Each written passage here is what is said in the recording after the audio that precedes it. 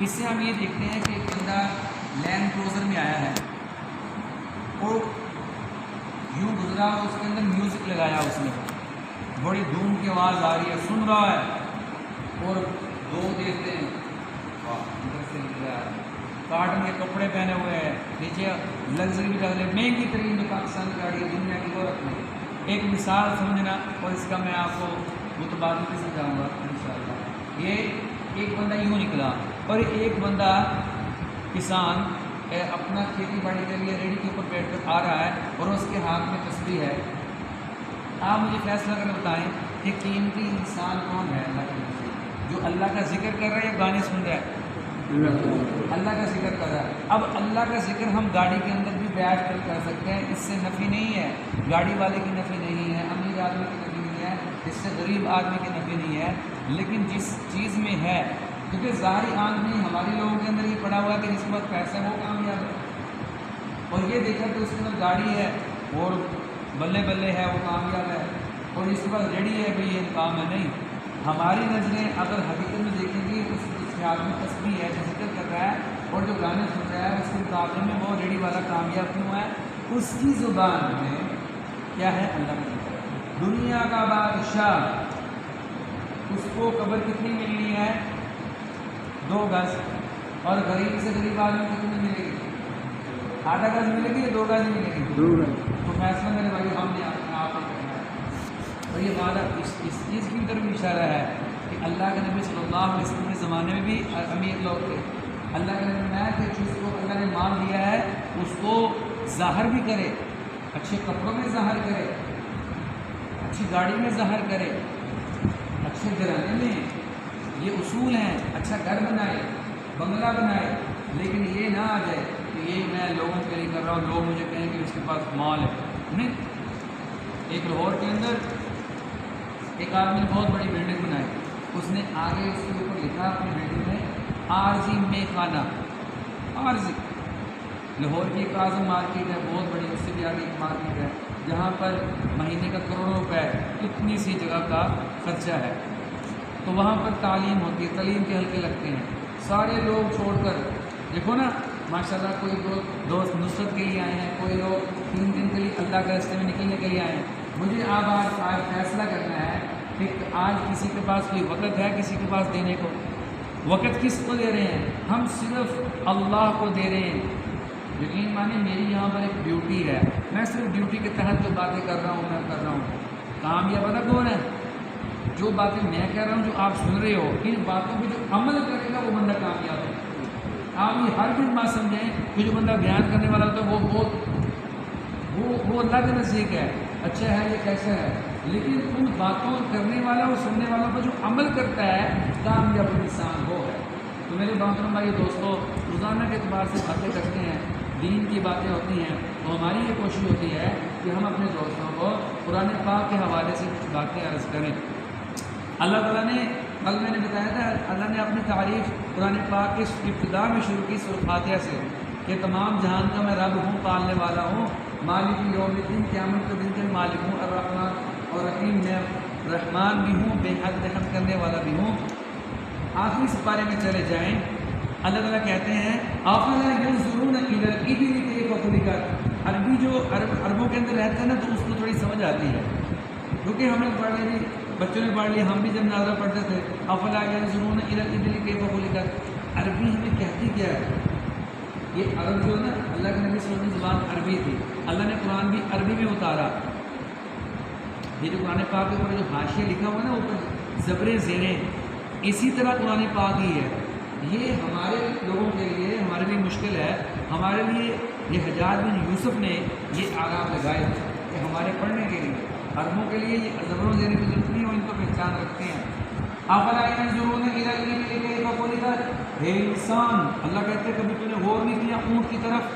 ابل کہتے ہیں اونٹ کو، کیف خلقت، خلقت اس مجہول کا صیغہ ہے، ماضی کا صیغہ ہے، کیسے میں نے اونٹ کو پیدا کیا؟ غور کر، اتنا بڑا منوں کے اعتبار سے اس کا جسم، لمبائی کے اعتبار سے بڑا، گردن اتنی لمبی، نیچے بھی لے جاتا ہے اوپر بھی لے جاتا ہے، اور اللہ نے اس کے اندر طاقت رکھی ہے کہ وہ پیاس اپنے اندر کئی دنوں کی رکھ لیتا ہے، اس کو پیاس لگے تو وہ برداشت کر لیتا ہے. اور صحرا کا اس کو جہاز کہا ہے، عربوں کے اندر بھی اس کو پاتے ہیں. تو اللہ نے قرآن پاک کے اندر ذکر یہ فرمایا کہ اس میری تخلیق دے کہ انسان اتنا بڑا میں نے بنایا، لیکن تجھے میں نے قیمتی بنایا ہے. جب تو اس کو پکڑتا ہے، جب انسان اونٹ کو پکڑتا ہے نکیل سے، اونٹ اس کے تابع چلتا ہے، پوری ذہن و فقار اس کے تابع چلتی ہیں، جہاں انسان لے جانا چاہے وہ چلتا ہے. ایک بات. دوسرا، جب صحرا کے اندر مٹی چلتی ہے نا تو اپنی آنکھیں بند کر لیتا ہے. اس کے اندر یہ 2 پردے ہوتے ہیں، یہ نہیں اونٹ کے اندر رکھتے ہیں، ایک بند کر لیتے ہیں جس میں اس کو تھوڑا سا نظر آتا ہے کہ اس کی دھوڑ صحرا کی مٹی کتنی ہوگی، آنکھوں میں نہ چلے. اللہ کہتے ہیں غور کر ان کی طرف، وَإِلَى السَّمَاءِ كَيْفَ رُفِعَتْ، آسمانوں کی طرف دیکھ کے کیسے میں نے اس کو بلند بنایا ہے. اللہ کی یہ بڑی نشانیاں ہیں سورج اور چاند کی. سورہ رحمان کو پڑھے، سورہ رحمان کے اندر آتا ہے، ہم دیکھتے ہیں نا گرمیوں کے اندر سورج یہاں سے نکلتا ہے، یوں ہوتے ہوئے کس طرح جاتا ہے. سردیوں کے اندر سورج یہاں سے نکلتا ہے اور ساتھ ہی غروب ہوتا ہے. رب المشرقین، مشرقین یہ تسنیہ کا صیغہ ہے، مشرقین 2 مشرقیں، اور رب المغربین سورہ رحمان کی یہ آیت ہے. 2 مغربیں اللہ نے پیدا کی ہیں. قرآن پاک کو پڑھو، 2 مشرقیں 2 مغرب. یوں سورج گرمیوں سے نکلا، چلتا چلتا یوں. اور کئی ایسے مہینے بھی آتے ہیں سورج سیدھے سے نکلتا ہے یوں ہو جاتا ہے، اور سردیوں میں یوں نکلتے ہیں اور یوں غروب ہو جاتا ہے. جب سردیوں میں یوں نکلتے ہیں تھوڑی دیر میں غروب ہوتا ہے، دن چھوٹا ہوتا ہے اور رات لمبی ہوتی ہے. سردیوں میں آدمی سورج سر تک جاتا ہے، گرمیوں کے اندر سورج اس طرح سے نکلتا ہے اور دن بڑا ہو جاتا ہے اور رات چھوٹی ہو جاتی ہے. تو میرے بھائیوں، ہم آئیلینڈ کے اندر باتیں کرتے تھے دوست آپ میں کہ بھائی ہم سردیوں کو تو تہجد میں ٹائم بہت ملتا ہے اور گرمیوں میں بہت مشکل سے جاگ آتی ہے. تو ہمارے استاد تھے مولانا عبدالرحمان صاحب رحمۃ اللہ علیہ، وہ فرماتے تھے بیٹا دین مشکل نہیں ہے. اللہ کے نبی صلی اللہ علیہ وسلم رات کو جب وطر چھوڑ دیتے تھے اور ان وطروں کو تہجد میں نفل پڑھ کے پھر وطر پڑھا کرتے تھے. اب میں ایک بات جو کروں گا اس کی دلیل اور تصدیق کروں گا. ہمیں پتہ ہو کہ میرے نبی صلی اللہ علیہ وسلم فجر جو نماز تہجد پڑھی ہے اس کی کتنی رکعتیں چھوڑ کے گئے ہیں. پہلے تھا 13 پہ، پھر 8 رکعتیں 2 کر کے پڑھنی اور 3 رکعتیں وطر کی پڑھ لیتے.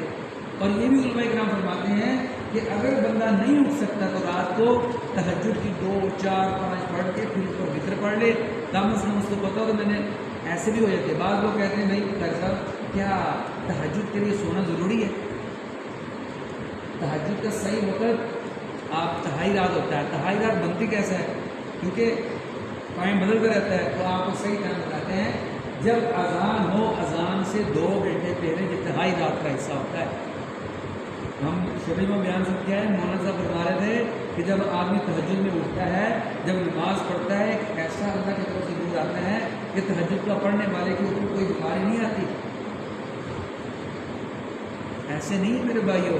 رات کو اٹھنے والی ایک عورت اپنے مسلح پہ کھڑی ہو جائے اور وہ عورت اور ایک عورت جو بازاروں میں ناچے اور مہندیوں پہ ناچے اور ان کو دیکھنے والے مرد، کیا وہ برابر ہو سکتے ہیں؟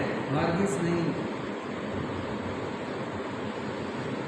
ایسے جو چند نوجوان تھے، ان نوجوانوں نے آپس میں کمنٹمنٹ کر لیا کہ کون اپنے رب کو راضی کرتا ہے. جان لگتی ہے، دین کے اوپر جان لگائی صحابہ نے، ایسی محنت کی، ایسی نوافل پڑھتے کہ ایک دوسرے سے بڑھ جائیں. مقابلہ دین میں مقابلہ کر سکتے ہیں، دنیا میں مقابلہ جائز نہیں ہے. اس میں صحابہ اکرام جیسے سیدنا ابوبکر صدیق رضی اللہ تعالیٰ عنہ اور سیدنا عمر فاروق رضی اللہ عنہ آپس میں مقابلہ کیا کرتے تھے. 40ویں نمبر پر اسلام لائے تھے عمر فاروق رضی اللہ تعالیٰ عنہ. کتنے نمبر پہ آئے؟ خلیفہ ثانی بن گئے. کیوں بنے تھے؟ وہ وجہ یہ تھی کہ وہ اوپر محنت کی، انہوں نے فوکس کیا محنت پر. اللہ کے نبی صلی اللہ علیہ وسلم خود تجارت کی ہے، لیکن جب نبوت ملی تو پورا. اور عبدالرحمن بن عوف رضی اللہ عنہ مارکیٹ میں جایا کرتے تھے، لیکن ان کی مشہور کیا چیز ہوئی تھی؟ دین کی قربانیاں مشہور ہوئی.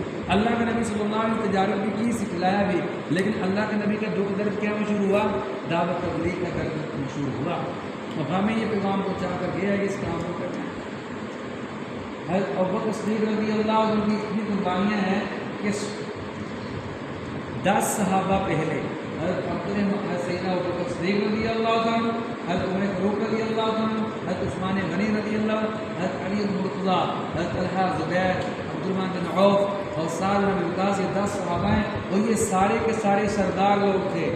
جب گاؤں کا سردار آدمی نمبردار بندہ اس گاؤں میں لگتا ہے تو شہر کے دروازے کھلنا شروع ہوتے ہیں۔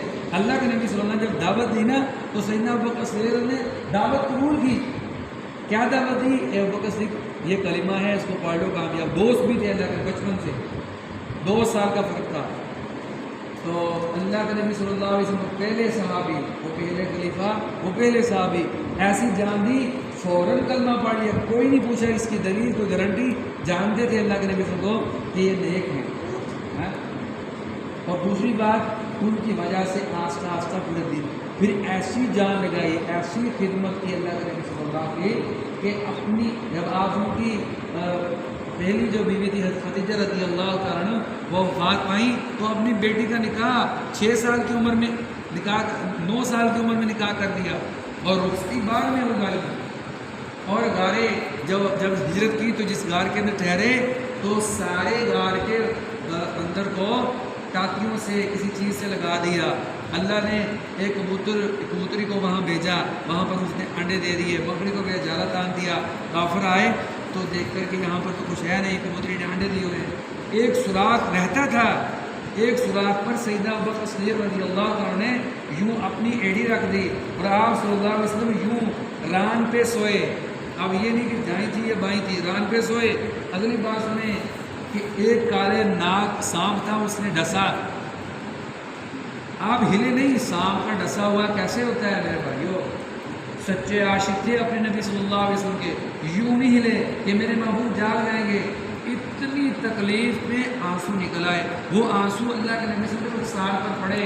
آپ صلی اللہ علیہ وسلم اٹھے، کہا یا ابوبکر کیا ہوا تجھے؟ کہا یا رسول اللہ صلی اللہ علیہ وسلم مجھے کسی زہریلی چیز نے ڈس لیا ہے۔ تو سانپ کا ڈسا ہوا، اللہ کے نبی نے دیکھا تو اپنا دعا مبارک سیدنا ابوبکر صدیق کی ایڑی پہ لگا دیا، فوراً آرام آ گیا۔ جان دی تو اللہ کے نبی کے ساتھ کس کی مدد تھی؟ ایک موقع پر ایک کافر نے بہت اللہ کے نبی مارنے کی دھمکیاں دی۔ یہ آفریں آئیں کہ جو اللہ کے نبی صلی اللہ علیہ وسلم کو مارے گا اس کو اتنا انعام۔ تو ایک کافر آئے، نعوذ باللہ، تلوار لے کر آئے۔ تو یہ اسکول کے اندر بھی میں نے کتابیں پڑھی ہیں، عربی اسلامیات کی، وہ بھی باتیں یاد ہیں۔ تو یہ بات توحید تھی کہ اللہ کے نبی صلی اللہ علیہ وسلم کو اٹھایا، کہا یا رسول اللہ صلی اللہ علیہ وسلم مجھے بتائیں آج آپ کو میرے ہاتھ سے کون بچائے گا؟ تو اللہ کے نبی نے جواب دیا اللہ۔ یہ جواب دیا تو اس کے ہاتھ میں کانپنے لگے اور تلوار نیچے گر گئی۔ تو اللہ کے نبی صلی اللہ علیہ وسلم نے ہاتھ میں تلوار لی اسی کی، میں آج تو بتا کہ میرے ہاتھ سے تجھے کون بتائے گا؟ کہ یا رسول اللہ علیہ وسلم۔ اب اس کے پاس کوئی خدا نہیں تھا حقیقی جو اس کو بتائے کہ مجھے فلاں بتا سکتا ہے۔ معافی مانگی، جب اللہ کے نبی نے اس کو معاف کیا تو سیدھا کلمہ پڑھ لیا۔ کتنی چیزیں ہیں، قربانیاں آپ کو پیش کریں۔ سیدنا ابوبکر صدیق رضی اللہ تعالیٰ نے آپ ان کے غم کے شریک کیا۔ پھر آپ صلی اللہ علیہ وسلم کے ایک جنگ کے اندر حضرت عمر فاروق رضی اللہ عنہ نے کہا، یہ تھا اللہ کے نبی صلی اللہ علیہ وسلم کا پیغام کہ کون صحابی اپنے گھر کا مال کتنا لے کے آتا ہے؟ تو سارے صحابہ کرام ایک جنگ کے موقع پہ ایسے اعلان کیا تو لے کر آئے۔ سیدنا ابوبکر صدیق رضی اللہ عنہ گھر کا سارا مال لے کر آئے، سارا مال لے کے آئے۔ تعداد میں کم تھا، حتیٰ کہ سوئی تک گھر کے اندر کوئی چیز نہیں چھوڑی، برتن ہر چیز صفایا کر دی، گھر میں کچھ نہیں تھا۔ بوڑھے والد تھے گھر میں، بوڑھے والد تھے۔ اب آگے بھی سنیں کیا تربیت تھی بچوں کی بھی، بچوں کو سکھلایا بھی نہیں۔ ادھر سے عمر فاروق کے مال والے تھے، آدھا مال گھر کا لے کے آئے، مال کے اعتبار سے زیادہ تھے، لیکن اللہ کے نبی نے سوال چینج کر لیا، فرمایا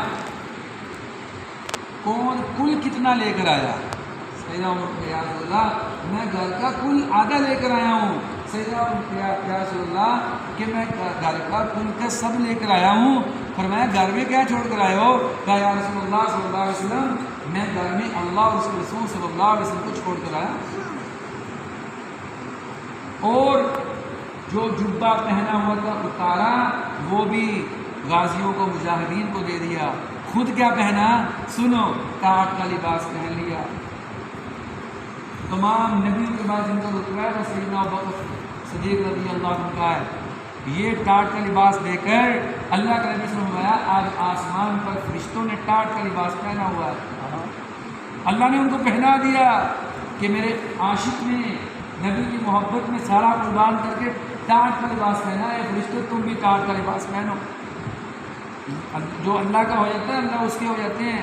जिस तरह असल की बात भाई बता रहे थे कि उमर फारूक रज़ी अल्लाह अन्हु ने मेहनत नहीं छोड़ी, 40वें नंबर पर इस्लाम लाने वाला खलीफा सानी बने, तो क्यों ना उनकी वजह से दरियाए नील चल पड़ते।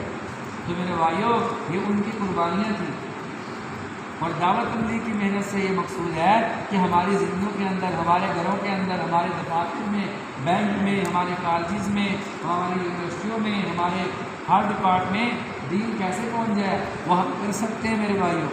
तो करने के लिए कोई इसको सीखने के लिए 4 माह है और इसको 4 माह लगा